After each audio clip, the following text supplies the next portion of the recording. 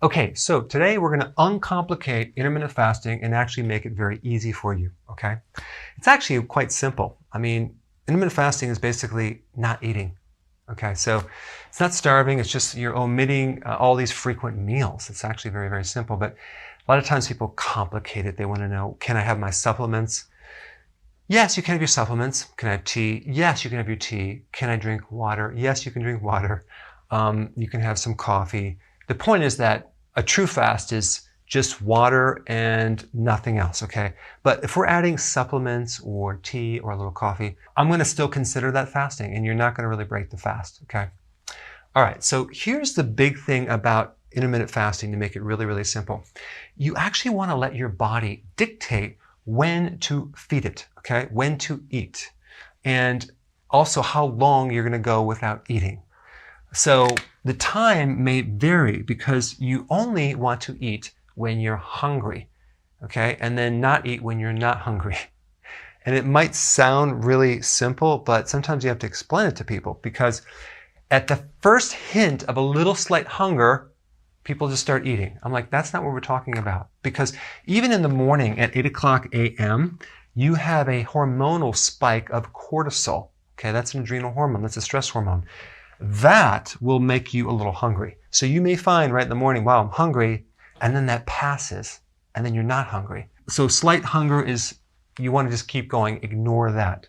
What I'm talking about is a strong hunger. You have stomach pains, you start getting lightheaded, weak, grouchy, okay? That means it's time to eat, okay? Especially in the beginning, you're going to have this, you're going to feel fine, all of a sudden you're going to have these symptoms, and that's just a blood sugar crash. So you'll have to just get used to it. But the more and more you do this, the more you're going to go from sugar burning to fat burning more efficiently. That takes time though, okay? So another factor is the estimation of effort it takes to really get into this hardcore. So you're fully in the keto where it's comfortable. You have cognitive benefits. You feel focused. You have concentration. Your memory. You can actually learn faster. So that's going to happen over time. But for some people, it could take 3 to 4 months, okay? And I'm talking about weight loss too, especially in your midsection and your blood sugars. It just might take time because your whole life you've done this way and now we're trying to undo it. And it does take some time. So go into this for the long haul and just give it time, okay? All right, the other thing I want to talk about is how to start this whole thing. The first thing is, like, let's say if you're doing all these multiple meals per day, you're doing snacks. The first thing is to lower your carbs. Okay, that's number one. That's automatically going to start helping you be less hungry so you can go longer. So now you go 3 meals, no snacks. Okay, that's the first goal. It's really important to add enough fat, okay, to go from one meal to the next. Very, very important. It's also important to add enough vegetables to also help you go from one meal to the next.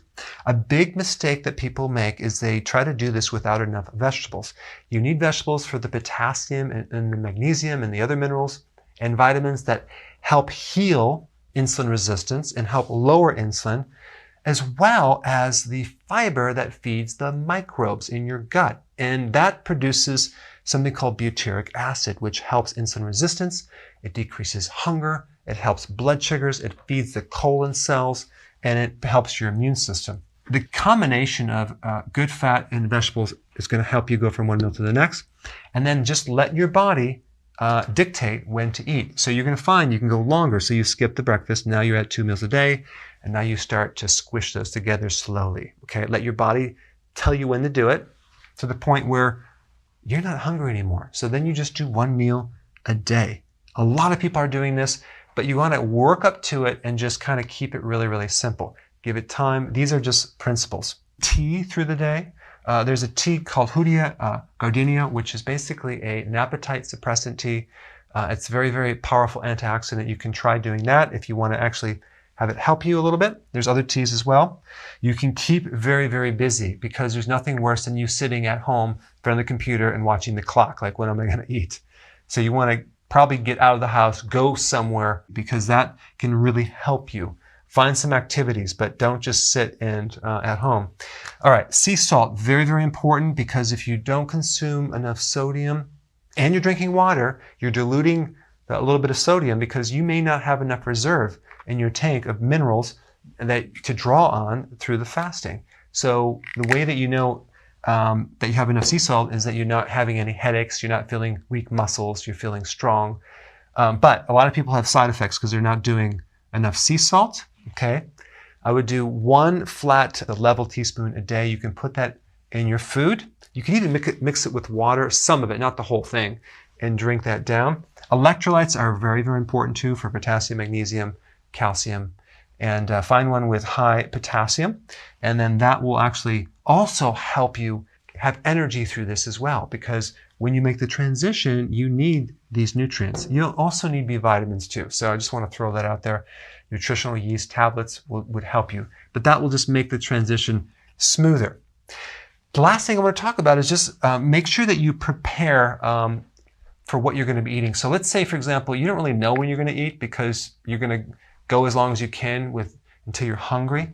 Bring your food with you if you're going somewhere, but just be prepared, because what we don't want to do is be like, wow, now I'm really hungry and I have no more food. Because the problem with intermittent fasting is that the timing of it, sometimes it's hard to time exactly when you're going to eat and coordinate that with other people. So have your food available so you can go to the correct food.